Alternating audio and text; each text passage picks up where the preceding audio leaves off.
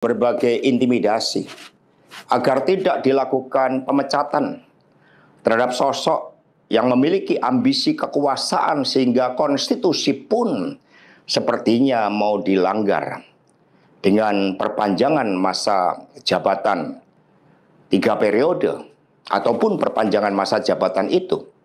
Maka demi konstitusi, Ibu Mega kokoh berdiri menjaga demokrasi.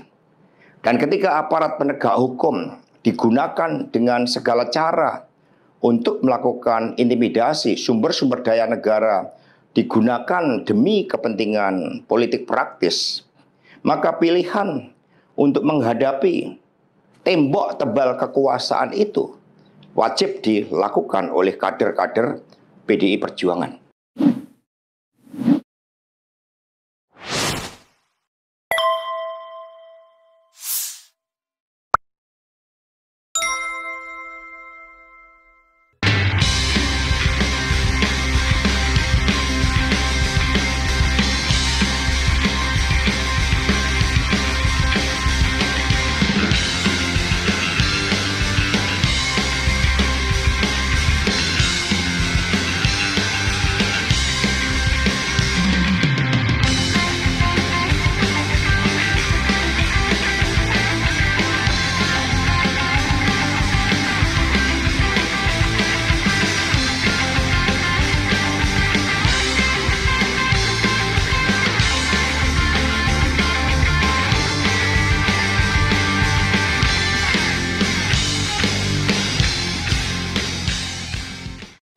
Terima kasih seluruh masyarakat Indonesia yang saya cintai dan banggakan.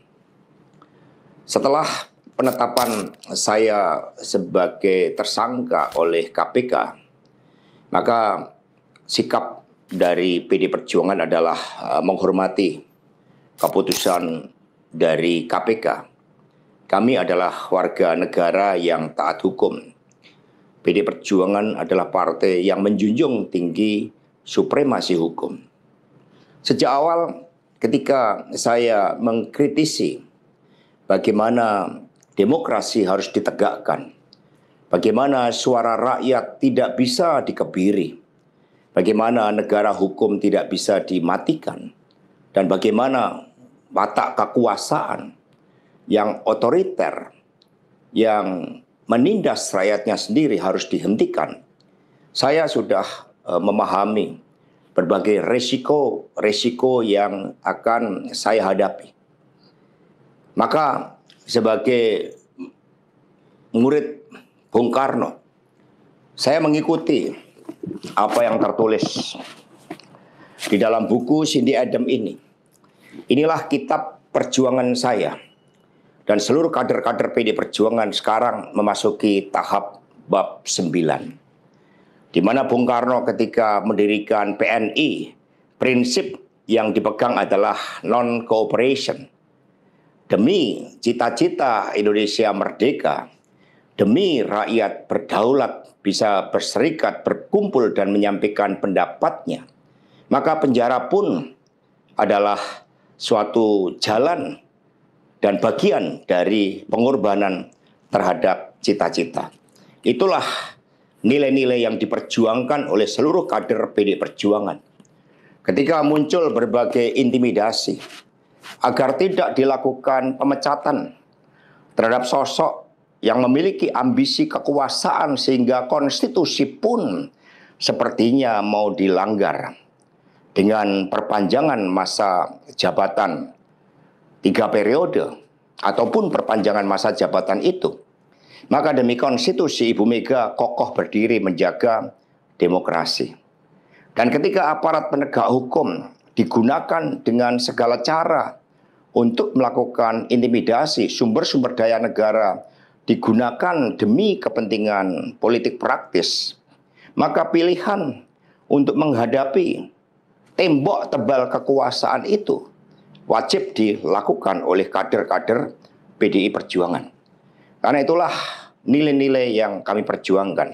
Nilai-nilai demokrasi, nilai-nilai kedaulatan rakyat, dan bagaimana membangun supremasi hukum. Hukum yang berkeadilan. Untuk itu, kami tidak akan pernah menyerah. baik mau digunakan suatu proses intimidasi secara formal maupun dengan cara-cara di luar formal sekalipun, kami sudah menyiapkan risiko-risiko terburuk karena sebagaimana dilakukan oleh Bung dari pengorbanan cita-cita. Untuk itu jangan pernah takut menyuarakan kebenaran. Kita jaga Partai Demokrasi Indonesia Perjuangan. Kita jaga marwah dari Ketua Umum PD Perjuangan dari berbagai upaya-upaya yang ingin merongrong marwah dan kewibawaan partai hanya karena ambisi kekuasaan. Kita adalah partai yang sah. Karena itulah sebagaimana kata para kader PNI ketika menghadapi hukuman gantung di Ciamis hanya gara-gara memegikkan salam merdeka, merdeka, merdeka pada masa Belanda, maka mereka menuju tiang gantungan dengan mulut tersenyum dan kepala tegak. Mari, demi perjuangan terhadap cita-cita, demi nilai-nilai yang kita perjuangkan, risiko apapun siap kita hadapi dengan kepala tegak dan mulut tersenyum. Terima kasih, merdeka. Media DPP PD Perjuangan 24 Desember 2024. Politisasi hukum dan peminadaan yang dipaksakan terhadap Sekjen DPP PD Perjuangan. 1.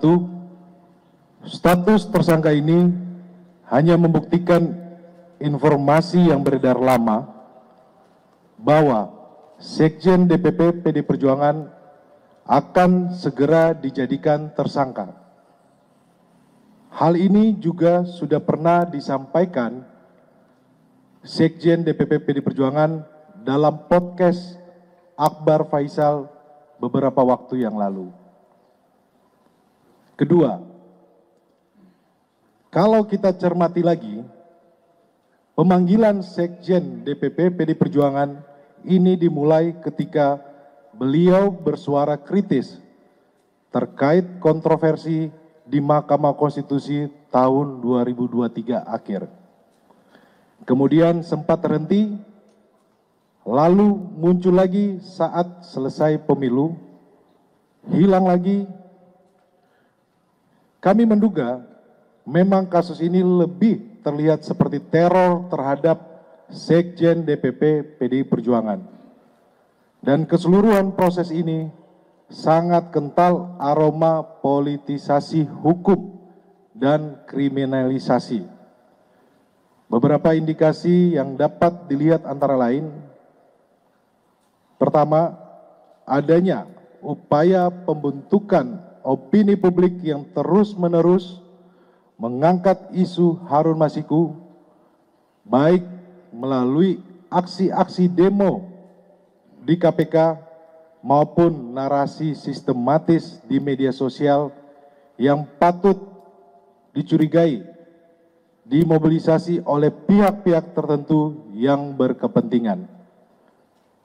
Kedua, adanya upaya pembunuhan karakter terhadap Sekjen DPP PD Perjuangan melalui framing dan narasi yang menyerang pribadi. Ketiga, pembocoran surat pemberitahuan dimulainya penyidikan atau SPDP yang bersifat rahasia kepada media massa publik sebelum surat tersebut diterima yang bersangkutan. Kami menduga ini adalah upaya cipta kondisi untuk mendapatkan simpati publik. Semua dapat dilihat dan dinilai oleh publik. Ketiga, kasus suap Harun Masiku telah bersifat ingkrah atau disebut berkekuatan hukum tetap, dan para terdakwa bahkan sudah menyelesaikan masa hukuman. Seluruh proses persidangan mulai dari pengadilan tipikor hingga kasasi tidak ada satupun bukti yang mengkaitkan Sekjen DPP PD Perjuangan dengan kasus suap Wahyu Setiawan. Keempat, kami menduga adanya upaya pemidanaan yang dipaksakan, kriminalisasi mengingat KPK tidak menyebutkan adanya bukti-bukti baru dari pemeriksaan lanjutan yang dilakukan sepanjang 2024. 5. Dugaan kami pengenaan pasal obstruction of justice hanya formalitas teknik hukum saja. Alasan sesungguhnya dari menjadikan Sekjen DPP PD Perjuangan sebagai tersangka adalah motif politik, terutama karena Sekjen DPP PD Perjuangan tegas menyatakan sikap-sikap politik partai menentang upaya-upaya yang merusak demokrasi, konstitusi, juga terhadap cawe-cawe penyalahgunaan kekuasaan atau abuse of power di penghujung kekuasaan mantan Presiden Joko Widodo.